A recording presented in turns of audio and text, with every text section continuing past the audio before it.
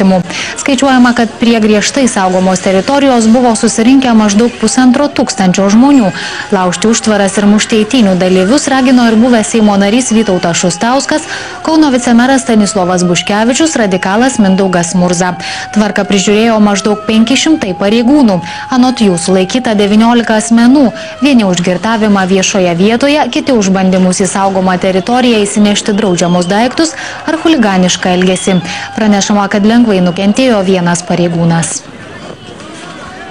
Pasibaigus tam laikui turėjo būti kelias atlaisvintas ir mes paprasčiausiai su kolega europarlamentaru, kadangi nenuėmė tvorų, mes norėjom praeiti, nes mes laikėmės įstatymo.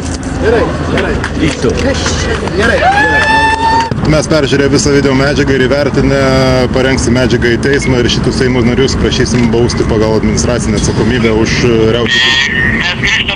Turite minėti 2 Seimo narius vakar Gražulį? Taip. Iš viso, jeigu ne šitie 2 mūsų piliečiai, renginys būtų iš viso čia praėjęs be incidentų didelių.